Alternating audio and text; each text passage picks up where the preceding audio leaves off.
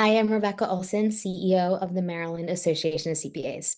This year, we're thrilled to once again host the MACPA Foundation's Women to Watch Awards. We're excited to celebrate 30 amazing female leaders in our profession. And these awards not only recognize their success and contributions, but also inspire the next generation of leaders. Join me now for a brief interview with one of our incredible honorees, and we hope to see you in person on September 26th at our Women to Watch Awards breakfast. I'm Jaime. My firm is Nicklin Advisors, and we are as full service as an accounting firm as you can be without having a CPA on staff. We do have, tax preparation abilities. We do a lot of bookkeeping, QuickBooks Online work. We're one of the top 100 QuickBooks Pro advisors for the last 2 years. So we do a lot of small business, cleanup, bookkeeping, and then tax preparation. Awesome. That's fantastic. And I know that you are in the CPA exam process, which Yes. I just find so encouraging to folks that are in different areas of their career, different paths, that you are a owner of a firm going through that process. What has that been like? So, it started as a bookkeeping firm while I still actually had a day job. And so at the time, getting the CPA wasn't a requirement or necessary. And then the business came at the right time because I got laid off, technically, from the company that I was working for as an employee. They made me a contractor for a year and a half. And then COVID happened and they laid me off altogether. And in a way, it was a good thing because that year our business doubled, because I was now able to fully, focus on it. And that's when we started doing a lot more tax kind of work. And, I got certified there because a lot of our small businesses, they wanted one person they could come to for everything. Mm-hmm. We were getting a lot of, yes, you're great at doing the bookkeeping, but I need more. I need more advising. I need more compliance work. So I've started doing more things. And the more that I did, the more I realized that CPA now it's time to go ahead and get it. Yeah. Wow. That's awesome. Yeah. I love that story and that encouragement that from, what would have probably felt like a setback in your career or really disappointing, and yet has turned into something amazing. And with, hard work and taking on the exam and all of that, that's awesome. I'm curious, what would you say, looking at your career journey thus far would be, the accomplishment that you're probably most proud of? I would have to say, honestly, making over $300,000 last year with mostly just myself. While awards and accolades are nice, they kind of pale in comparison to the sense of fulfillment that I get from knowing that I'm able to provide for my family. For me, financial success it's not just about numbers on the balance sheet. It's about the security and the opportunities that I can offer those that I care about. I have a daughter. She's 19 now, but when I started this journey, she was much younger. And for me, it was about having the ability to provide for her, opportunities that she wouldn't have otherwise had.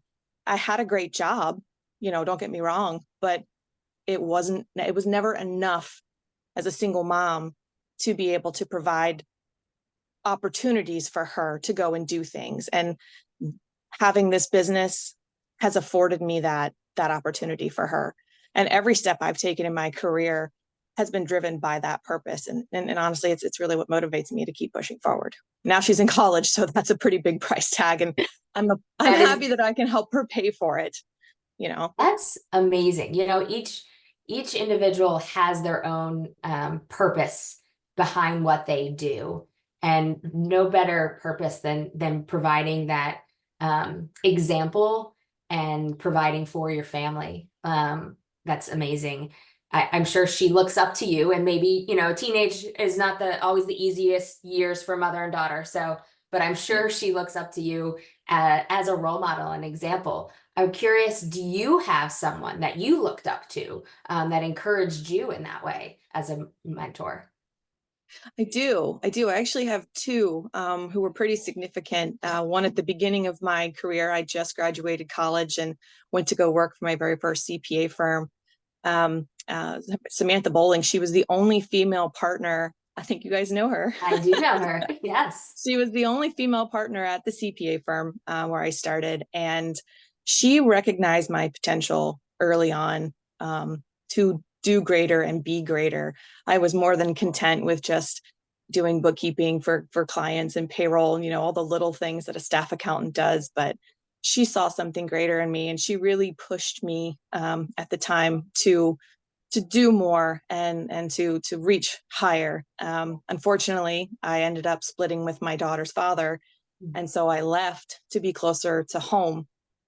So I didn't get to pursue, being a partner with her, but I do feel like I've still made it there eventually.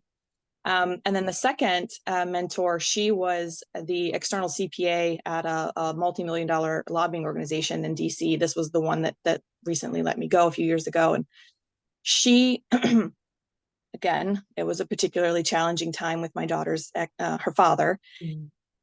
She gave me advice that stuck with me. Take care of your family. Work will always be here. And the other thing too, is she was never concerned with my work product. She was so confident in what I was doing.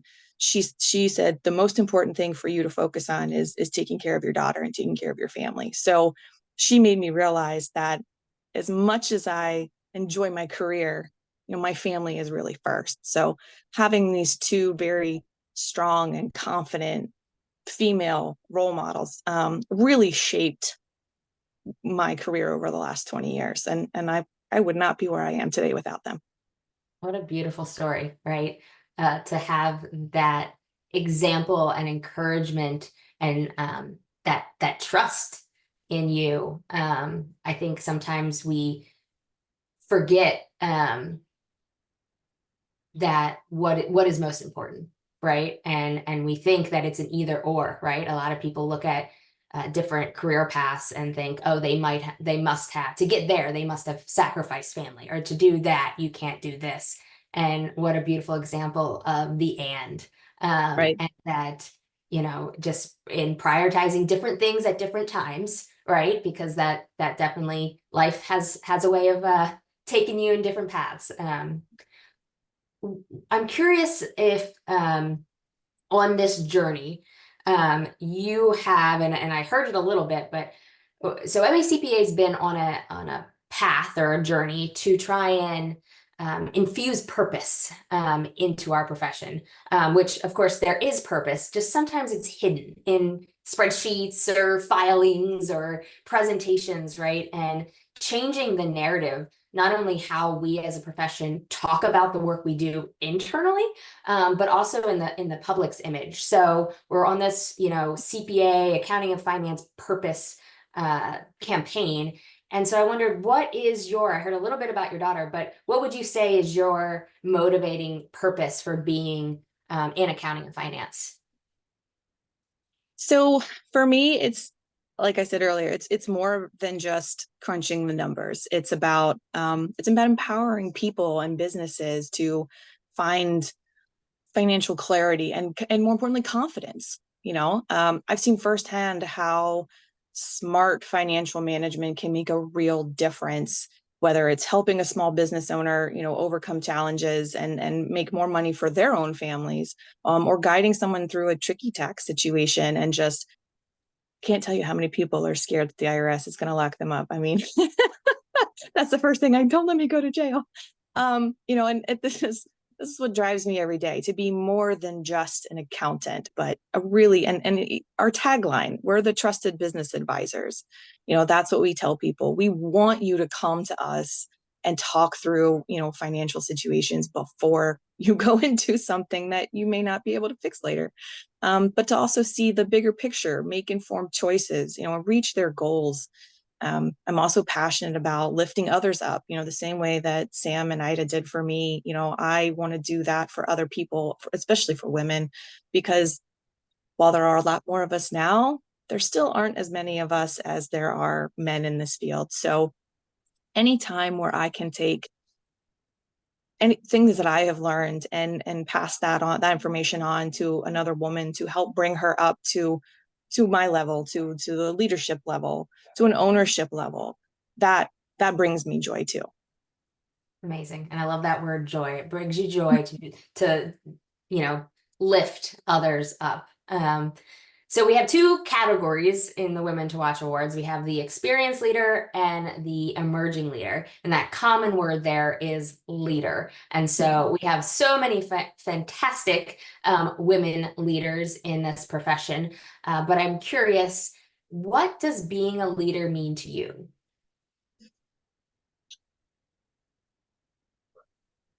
I think being a leader is really about inspiring others to reach their full potential while still being able to guide them through the challenges that they're going to experience, because everybody does. It's about setting an example through your actions, supporting your team or people you're mentoring in their growth, and then creating an environment where everyone feels valued and empowered to contribute. One of the things that I learned at the MACPA Leadership Academy was that there are ways that being a leader doesn't always mean that you are leading the team. Sometimes it means you need to follow and empower others to contribute. And if you're always the one, telling everybody what to do, that doesn't actually make you a very good leader. Sometimes it's about listening too. So that was very, like, it's not just about directing, it's about cultivating trust, collaboration, and just being there in times of uncertainty.